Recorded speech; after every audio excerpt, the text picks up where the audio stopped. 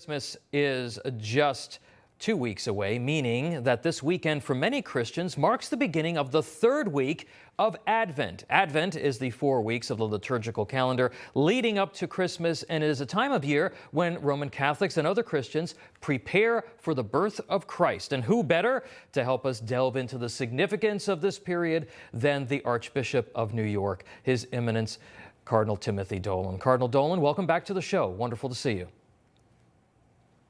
And our viewers and listeners, thanks for the invite. Always good to be with you. You see the tree in the background? Yes, sir. I got a fire on the other side. All I'm missing is an eggnog. Now, you owe me one. All right. You're on, sir. Your Eminence, we prepare a lot for Christmas. You see the tree, you got the eggnog, the fire. We shop, we decorate, we get ready for the relatives coming over. But talk to us about spiritual preparation during the season of Advent.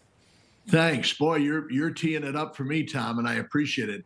Advent's very important, and the difficulty, of course, is that we rush to the celebration, the joy, and the peace of Christmas. We all kind of become like little kids who can't wait for Christmas morning to get here. But we all know, we learn through life that whatever is important, whatever is sacred, whatever is towering in our lives is well worth preparing for.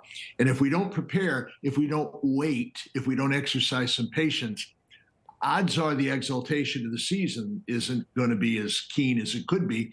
And that, of course, is what Advent is all about. Really what we do, Tom, is unite with our older brothers and sisters in the faith, the people of Israel, our Jewish neighbors, in their millennia-long waiting for the Messiah. And we do that again. We simply say, we need God. We need a Savior. There's something empty in my life. There's something that nothing in this life, however good, however joyful, as Christmas reminds us, isn't going to fill permanently and eternally. And that gift can only come from the Lord. So Advent is the time that we kind of recognize that spiritual hunger, thirst, and emptiness. And that makes Christmas all the better, because for us as believers, we say, here's the answer. Jesus Christ is the answer posed by the question of every human heart. And we got it on Christmas. All right. Well, wonderful words, and appreciate that, sir. But there are folks that are having some difficulty sort of connecting with the Spirit of the season and that message of Christ. A Gallup poll came out earlier this year, showed that belief in God generally in the U.S. dipped to about 81%. People are inundated with so many messages that compete with biblical teaching these days. How is the church evolving to communicate better and reach more people more consistently with Christ's message? And I believe you also have a new initiative that you just launched. You're kind to talk about it, Tom. We do. It's called the Good Newsroom, and it's taken off gangbusters this last week.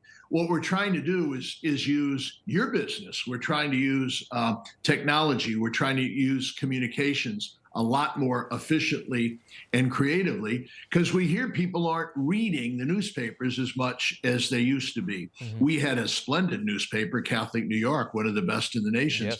But the readership kept going down, down, down. So we thought, we better do something different. We're doing it with the Good Newsroom project. But what are we tending to? We're trying to show the good news. We're trying to show the good news, the message that God has told us about His love for the world, His desire to be in deep friendship with us, His desire to bring us home to Him for all eternity, where we'll live happily.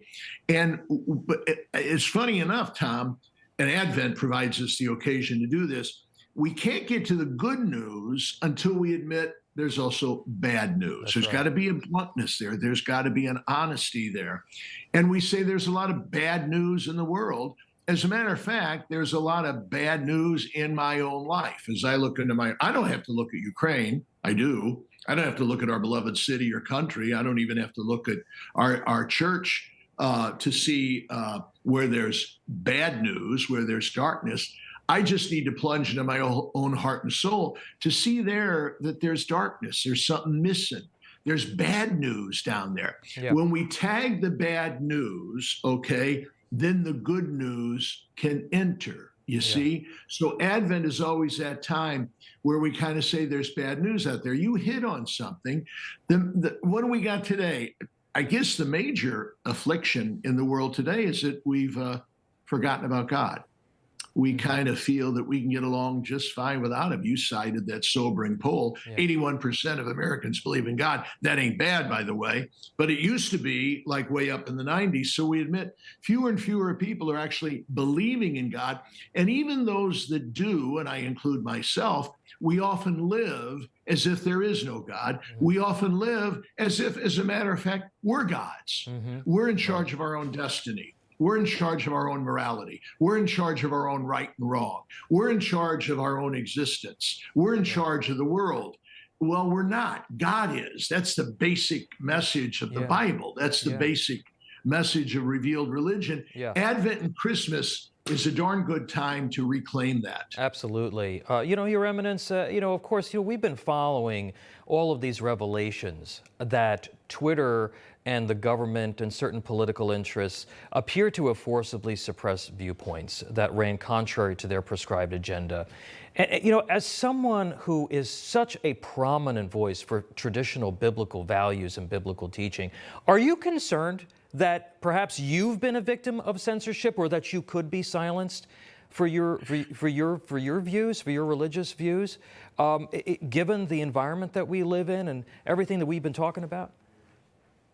I probably am. I'm not as savvy about all this as you might be, Tom, but yeah, I am. I'm not paranoid, but what I really worry about is this kind of, this tendency out there to caricature people of faith. We're backwards, we're superstitious, we're bigots, we're trying to jam stuff down people's faith. There's nothing more freeing or liberating than religious faith. There's nothing that more ennobles the dignity of the human person and the sacredness of human life than religious belief. The caricature out there would be to eradicate that and to reduce that. I do worry about that very, very much. Those who speak about tolerance, those who speak about inclusiveness, very often don't want that to apply to people of faith. So, Tom, I think you got something. I'm a little scared about that as well. All right. Well, Cardinal, we always appreciate the good news coming from you. We appreciate you being here with us at Newsmax. And Timothy Cardinal Dolan, the Archbishop of New York, thank you so much. You're always merry, so I'm not going to wish you a Merry Christmas. I'm going to say have a very blessed Christmas, Your Eminence. A blessed Advent and Christmas to you, Tom. Good to be with you. Thank you, sir.